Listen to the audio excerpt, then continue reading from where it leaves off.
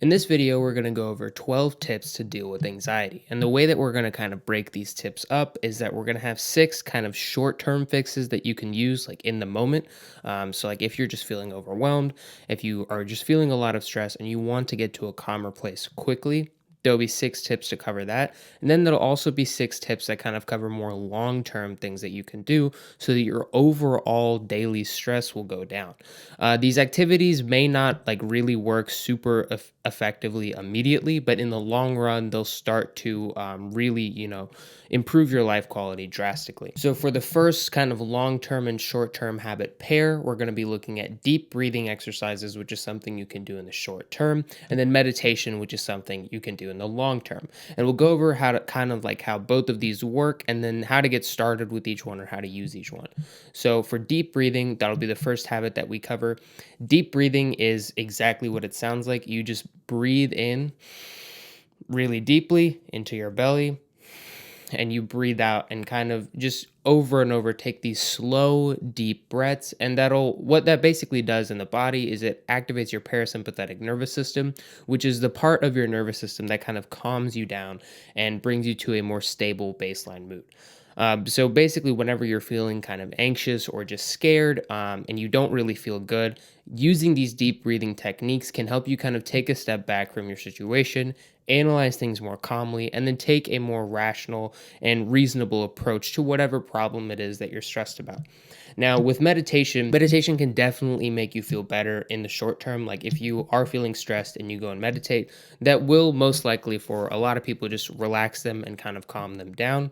But where meditation really helps is in the long run.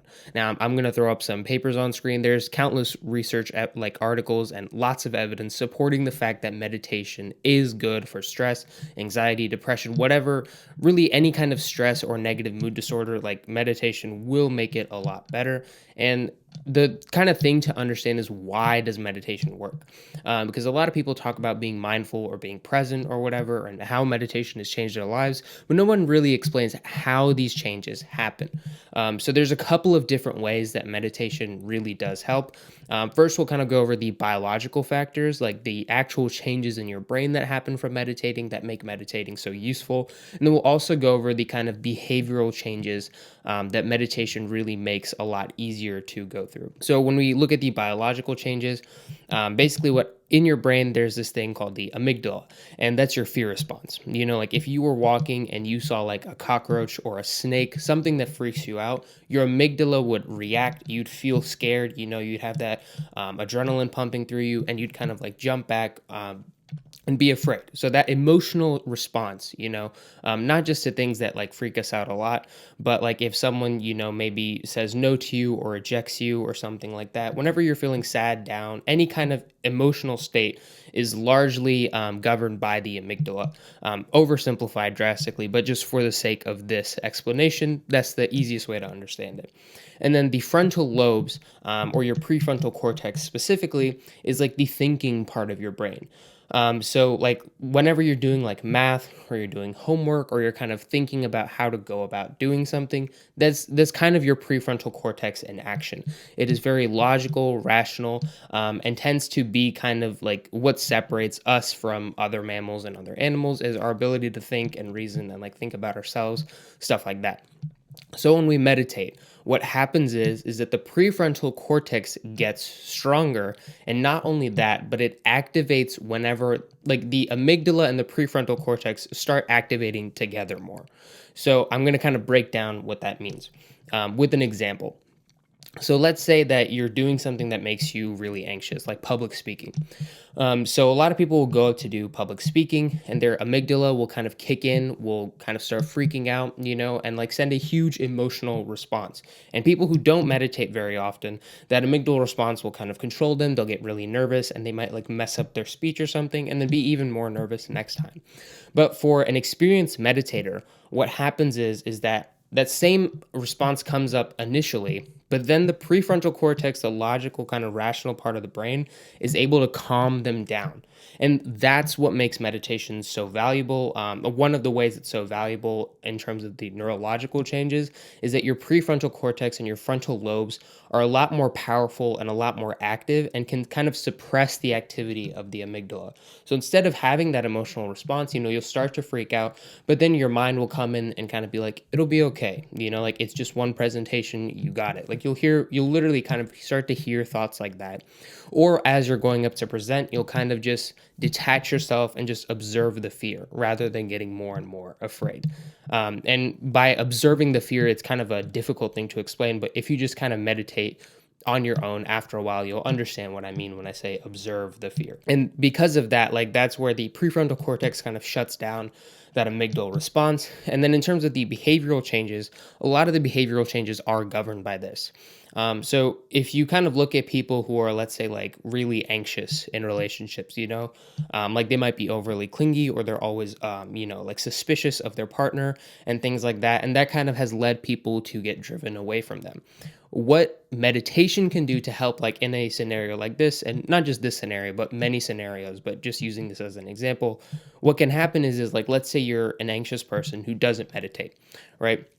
And you're in your relationship, you start having these feelings of anxiety and suspicion, and then you'll kind of, react, have an outburst with your partner, you'll get really angry, that relationship will be severed, and then you'll kind of have like this firming of your beliefs more. Like you'll even more deeply believe that, like, yes, I was right to be anxious, there was something going on, and then you'll kind of repeat this pattern over and over.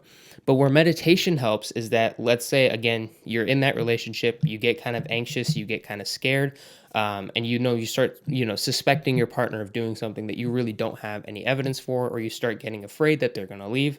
What will happen is that when you're kind of, from meditating so much, you'll be able to like step back and be like, okay, right now I'm thinking this, and this just has to do with my anxious personality. This doesn't actually have to do with the relationship. And when you kind of step back and see those thoughts, instead of having like a burst of rage at your partner or getting really freaked out, you can communicate to your partner calmly and tell them exactly how you're feeling and be like, hey, like I've been really anxious, I've been really upset lately, and this has nothing to do with you.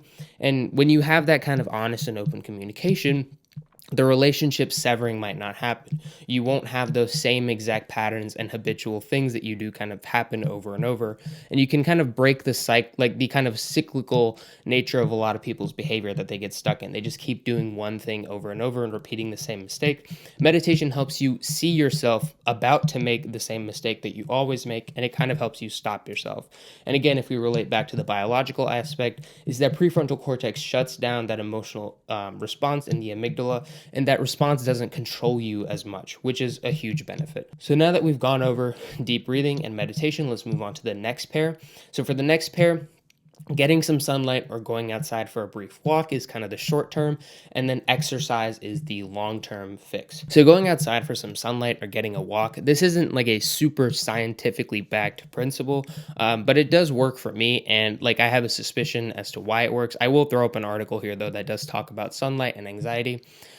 The way that it kind of works is that, especially if you're more of a depressed, anxious person, if you have like a anxious depression, sunlight really helps, and like bright light exposure, especially, which is like when you go out in the sun, that really helps with things like depression, feeling down, and having a negative mood. Sunlight has been shown to actually like make people's moods better, to make them feel better. And it's the same with being out in nature. So going outside for a walk in the sun is a absolutely great way to just elevate your mood. So when you're in that kind of anxious state and you just feel really, just down, and you're starting to kind of worry a lot, going outside will not necessarily get rid of your anxiety, but it'll just put you in a better mood overall. And that will start to kind of make you more easily be able to deal with your anxiety. Like if you're in a bad mood and then you start feeling anxiety on top of that, it's a lot harder to deal with that anxiety. But if you're in a good mood, you're in a positive, okay mind state, it's a lot easier to deal with that anxiety. So that's why kind of getting sunlight and going out for a walk, also moving your body a little bit, also always has just made me personally feel better. But of course, like it's been shown time and time again that like moving your body, getting some activity in, however light it is great for mental health and for anxiety. For exercise, I'll throw up again some articles on the screen that talk about why exercise is so useful. Exercise is more of a long-term thing, but can be used as a short-term fix as well. So if you're feeling overwhelmed and if you just kind of do your favorite exercise, like don't limit yourself to like exercise means running or like weightlifting or going on an elliptical. If you want to dance for 30 minutes, like that's great. That's still exercise, you're still moving. And it's better to dance than to do nothing. So again, exercise will help you in the short term. Do whatever exercise you want. It'll just kind of, increase your blood pressure, increase your heart rate. And once you get moving and you kind of end the exercise, there's a podcast where I forgot who it was, but I'll throw their name up on the screen if I remember. They basically talked about how like when you're anxious, your body is like very physically anxious, like it's kind of freaking out, like your heart rate's up, your blood is flowing really fast, you're breathing really hard. So when you actually go out and exercise, your body, for some reason, like your body is like, okay, I'm running right now. That's why I'm breathing so hard. That's why my heart is beating so fast. And then when you stop running, your body kind of gets that signal to like, all right, it's time to cool down. And Dopamine Nation too, I'm gonna throw up a picture of that book as well. Kind of talks about this as well. With the pleasure pain balance. I really encourage anyone with anxiety to go and read Dopamine Nation because it just does such a good job of explaining kind of why behaviors like exercise or like meditating, eating healthy can really help in the kind of neurological sense of things when it comes to specifically dopamine in improving anxiety. But also exercise in the long run will like drastically start to reduce your anxiety over time. And unlike meditation where it has to do with like noticing your behaviors and stuff like that, exercise just kind of makes you a much more happy person overall. And again, there's lots of research citing this, and the recommendation for exercise is about like 30 minutes of moderate to high intensity exercise for 5 days a week, and this is from the CDC. And that's not too hard. Even just walking briskly for 30 minutes 3 times a week, there's a study done on that showed that like that significantly improved people's moods in their day-to-day life. So the next tip that we're going to be going over, the next kind of pair of tips, is scheduling time to worry for the short term and then journaling for the long term. Now, scheduling time to worry is kind of a weird tip, and when I always like tell people about like I sometimes I schedule time to worry, it sounds very silly and it sounds like it won't really do anything. But anxiety is a very like irrational kind of mental illness. Like a lot of it is just based on irrational fears, things that aren't really real. And having something like just a time to worry about all these irrational things just kind of can calm your mind down in the moment. Like if you're really overwhelmed and you're really just thinking about these things that are never going to be solved, that don't actually have a solution, you can worry about them forever. Like there's no time limit on worrying about like what people are going to think of you. Like all of these things that you worry about, you can worry about them for hours on end. So if you just schedule a 30-minute block in your day where you're like, all right, I'm only going to worry right here. And then the rest of the day, I'm just not going to worry. I'm going to save all my worrying till then. For some reason, it just works really well. Like whenever I like start to get worried about something, I'll just schedule time later to worry about it. And this can also come in the form of like scheduling time to plan, so you're not constantly thinking about your to-do list. You're not constantly thinking about what you need to do, just planning ahead and setting like time aside each day or each week to kind of plan out your week, to plan out your next day. All of these things can really help with anxiety because then you kind of get like your thoughts out of your brain all at once. And rather than worrying the entire day about what you need to do or what you're going to do, what to do, like tasks you still have left, you just kind of get it all out there in those 30 minutes. And again, like I wouldn't recommend necessarily just thinking about your worries in the time that you schedule to worry, but write it all down. Writing it all down really helps. And that kind of transitions into the other long-term tip, which is journaling. Now, journaling doesn't have a ton of evidence. There are a couple of sources I'll put up on the screen, but I know for me personally, like journaling really does help, especially with anxiety, because it's basically like when you just feel really anxious about something and you're really worried about it, like if you might have experienced this yourself, just talking to someone about it, about what's worrying you can significantly, just help you feel a lot better. And journaling is kind of the same way. Like when you're journaling about things you're worried about, when you're journaling about the things that are bothering you, it really just helps you to get all these thoughts out of your head on a piece of paper. You can see them very clearly, and not only will you, like, more easily be able to get to a solution, because when you're in your head, you just kind of get stuck in, like, thought loops. You keep imagining different what ifs, different, like, reasons to be worried and stuff like that. And it's impossible when you're in your own head to kind of sort through the things you're worried about. But when you write them down on the piece of paper, like, you can clearly see everything, like, and like it's a lot easier to just process all your thoughts when they're right in front of you, rather than kind of like, in a tornado inside your brain, which is typically what happens when you're feeling really anxious. So the next two tips that I have are somewhat more oriented towards building self-esteem. And the short-term tip is to do something that you enjoy without anyone bothering you, all alone. And then the other tip is spending more time alone. So let's kind of go over the one thing you enjoy without anyone bothering you. Now, like, I specifically say, like you do this something that you only want to do just for you alone. And the reason I suggest that you do something like this is just because, like, when you kind of carve out that time for yourself, when you set aside a chunk of time to just do something that you like when you're feeling nervous or anxious, it's kind of a form of self-care and self-compassion that'll make you feel a lot you'll obviously feel a lot happier because you're doing something you enjoy, but you'll also just feel a lot more like when you kind of do things that are compassionate, for yourself, and you try to be nice to yourself, you're going to start liking yourself more. Like, it's kind of a basic, almost like CBT principle, cognitive behavioral therapy principle. Like, your thoughts affect your behaviors, and your behaviors affect, your thoughts, and stuff like that. And then your feelings affect your thoughts, and your feelings affect your behaviors. I'm going to pop up the little triangle in CBT. So if you orient your behaviors towards, caring for yourself, being compassionate towards yourself, you'll be able to like yourself more and have greater confidence. So again, this tip is more of a short-term tip, but it also is like a long-term tip in some ways as well. If you're kind of daily scheduling out that time to do something just for you, all alone, that you really enjoy, it'll just start to cultivate this feeling of more love and more compassion towards yourself. It's everyone says, like, we need more self-compassion, we need more self-love, but that's really hard to do. Here's kind of a practical way you can start building that confidence and trust in yourself and love for yourself, but just doing something nice for yourself each day. And then the long-term tip, which is spending more time alone, this definitely can help in the short term. And the caveat to this is, like, if you don't, have, like, specifically social anxiety, but, like, if you have social anxiety, it's a slightly different situation. But I still would recommend, like, people just need to spend more time alone with themselves doing nothing. And the reason for this is Dr. K, I'll pop up his YouTube channel right here.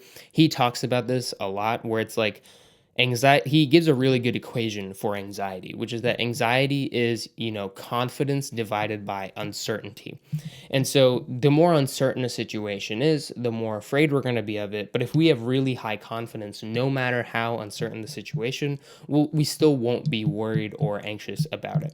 And so for a lot of people with anxiety, the confidence is super low. Like, even like things that you're doing that have super duper high certainty will freak you out. Like, I know for me, like, it was hard for me when I was a kid to, like, place my order, at a restaurant, even though, like, I knew I was gonna succeed, but it just kind of freaks you out for some psychological reason, because you don't have that confidence in yourself. You think you're gonna mess up, you think you're gonna fail, and stuff like that kind of keeps you back. So when it comes to, like, increasing your confidence, the reason that spending time alone can help you increase your confidence so much is because, A, you're kind of forced to sit with your thoughts, your negative beliefs about yourself, and understand them better. But as Dr. K talks about, sitting alone with yourself kind of stops you from comparing yourself to other people.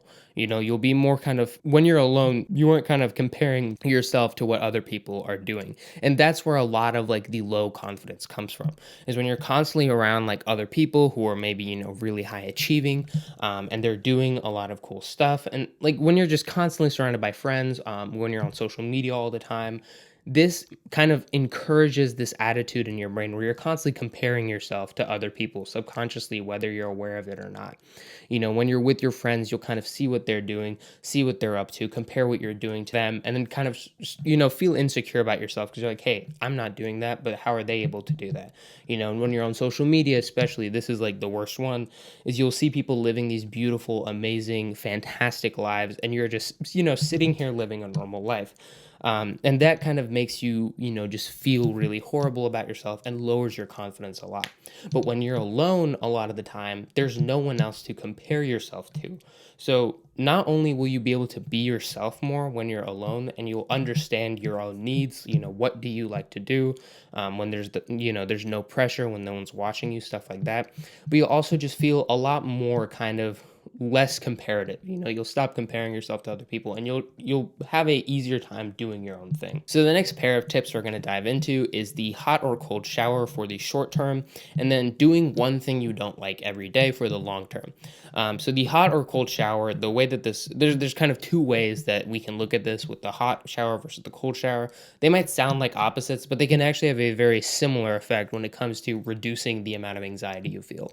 So with the hot shower, if you've ever been in the shower, that's very hot and it's very relaxing. It calms you down. You come out of there and you just feel like clean, nice, and refreshed. And the reason for that is because when you're in that hot shower, again, we're talking kind of the same thing we talked about in deep breathing. It activates your parasympathetic nervous system, and this again, calms you down, makes you feel a lot better. And again, when you're in that really high anxiety state, when you're freaking out about something, a hot shower can just bring you back to the present and just calm you down and let you see that situation more clearly. And again, if we kind of think back to the meditation part of the video, this is almost similar to meditation, where we're trying to calm down that amygdala response, and that sympathetic nervous system response, so that we can approach a situation more rationally. And then with cold showers, this might sound like it would not help anxiety at all, but actually, like using things like cold objects can really calm you down, because when you kind of step into that, if you've ever taken a cold shower, you'll understand what I mean. When you turn on that cold shower and you feel that cold water kind of first hit your head, and start dripping down your back and stuff like that, it is freezing and it obliterates all the thoughts in your mind. You're not thinking about, like, if you're worried about some, kind of stupid thing that's messing up your day and you just want to stop worrying about it, a cold shower will bring you into the present and make you stop worrying immediately, because that water is cold and it's going to force you to pay attention to the present moment. And so that's why, like, taking cold showers can really help. And also, they're fairly dopaminergic. Not a ton of evidence on this, but I know, like, a lot of people will say that they can be a little dopaminergic, especially if you spend a long time in the cold water. But mostly, they're definitely going to release some adrenaline, or like norepinephrine, and you'll just be a lot more aware. And in the present throughout the shower. And that'll kind of also help calm down your nervous system. And the long term thing, which is doing one thing every day that you don't like, this might kind of seem like a strange suggestion, but this is what really helps with anxiety by far, at least for me personally, the most. And the reason is anxiety is all about just avoiding certain things. You avoid behaviors. Like, let's say you have social anxiety, you won't go out to parties, you won't talk to people in your classes, you'll kind of disappear very quickly, you'll be afraid to raise your hand, and talk to your teachers. All of these things are just things that are uncomfortable for us to do. They're all things we don't want to do because of our anxiety. And the best way to conquer your anxiety is to just do these things. Just do one thing a day. Don't make it a big task, just one small thing a day. So, like, if you're, again, let's kind of go back to that classroom. If you're afraid of, like, if you have social anxiety and you're afraid of speaking in class, all you have to do is just raise your hand in one of your classes each day, or when you're going for a walk, if you're not in school, just say hi to someone, just one person. Just go for a walk at a park where there's a lot of people and just say hi to one person as you're going along, you know and then just slowly kind of up the ante. Like, have a conversation with the person who's checking out, your groceries, if you're, going grocery shopping, something like that. Have a conversation with, just a little small light banter with the person who's, like, taking your order at, like, a restaurant, something like that. And taking these small steps, just doing one thing you feel anxious about every day, can really help to slowly break down the kind of false story that anxiety has created in your mind. And if we again go back to that social anxiety example, like, that narrative kind of might be like, oh, like, people won't like me, people will think I'm weird, people will think this, people will think that. But when you're going out every day and you're doing these things, like, you're saying hi to someone, you're just having small talk with people, your evidence in the kind of evidence in your brain for all these beliefs is going to start to crumble, because you're going to be like, hey, like, I said hi to that person, they said hi to me, like, there's no big deal. The waiter actually liked that I had a small conversation with them, and it actually made my meal a little more enjoyable. And then when you like raise your hand in class, you're going to see like no one actually cared what I said, and these kinds of things, when you start to experience the fact that your anxiety is false, like you do things that go against your anxiety and you're still fine the next day, that will really help break down like these storylines from anxiety in your mind and help you live a more anxiety free life.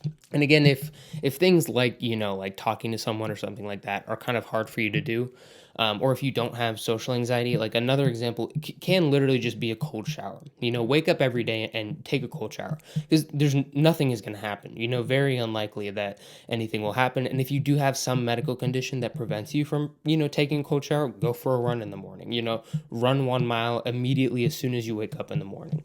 And these things are hard to do, but they're not going to kill you. Nothing is going to happen to you. In fact, you'll benefit a little bit from them, if anything, but nothing bad is going to really happen to you.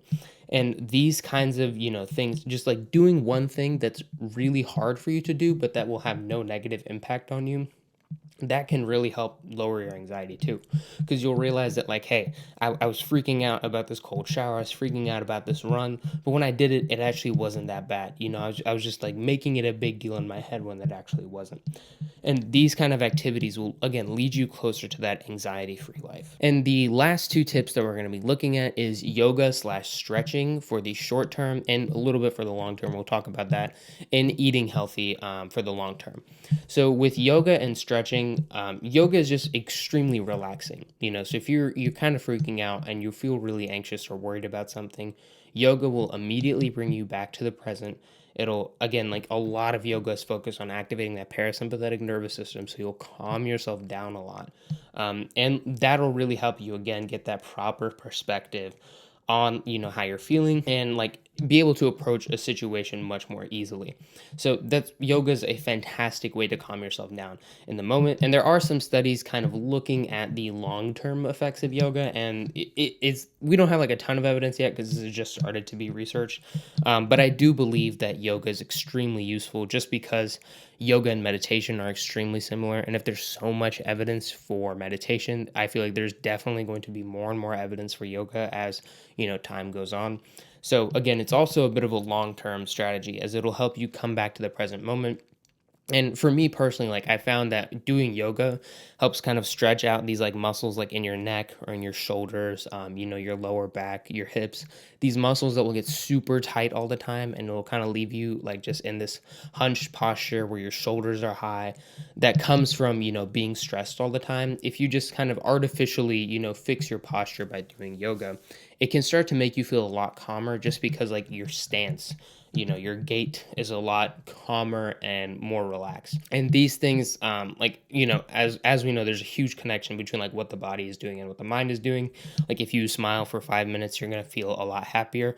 So if you have a posture that is naturally just relaxed, it's not hunched, it's not like this, you're gonna hopefully start to feel a little more relaxed, and it'll be a little easier to deal with your anxiety.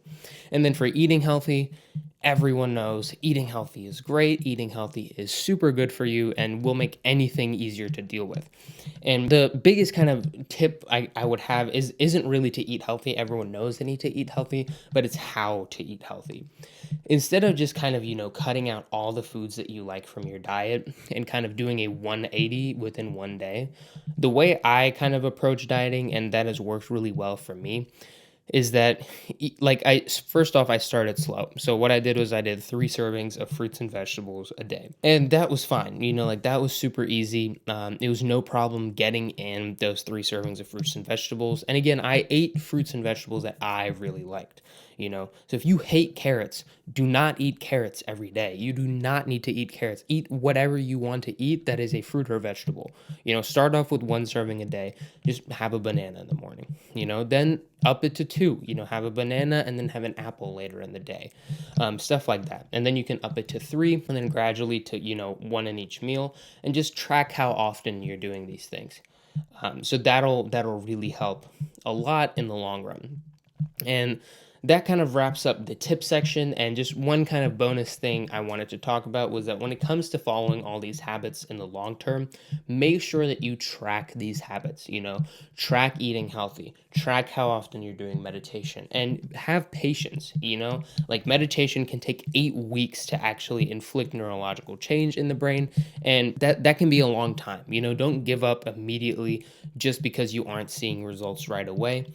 These things take a lot of time. The way that I kind of approach this is like I will just do that like good habit, like meditating or yoga or eating healthy, and then I just will forget about the result. Like you don't need to worry about the result. The result will come on its own. One day you'll just wake up and you'll feel a lot happier, you'll feel a lot better, and you'll be excited to, do all these good habits. But first, you kind of have to go through this slog of a phase where you just feel a little horrible, you don't really feel good, but eventually you will start to experience the benefits. So just have faith, And again, with anxiety, like a common thing that happens is that when you're doing all these things, especially if they're difficult and they're different from what you usually do, you start to worry a lot, and you start to dread these events. You start to think like, "Oh, this isn't working for me. I'm not doing it right. This is super hard." All of that's just anxiety. If you start to feel doubts, remember, a lot of that is just your anxiety. These things take time, and just commit to them and stick to them, and you'll be surprised how much you can achieve within just, 4 or 5 months, like how different your mental health will be. And again, like an easy question that really helped me a lot was consider the fact like, do you want to live a slightly more difficult life, as you're adjusting to more healthy habits for a couple of weeks? Or do you want to live with, heightened and worsening anxiety for the rest of your life? Like what's, 60, 30, 40 years compared to just a couple of weeks where you'll be kind of feeling miserable, but you'll get over it and you'll feel a lot better and be able to live the rest of your life a lot more, intentionally and with less anxiety. So that's it for this video. Thank you guys so much for watching. I'll see you next time.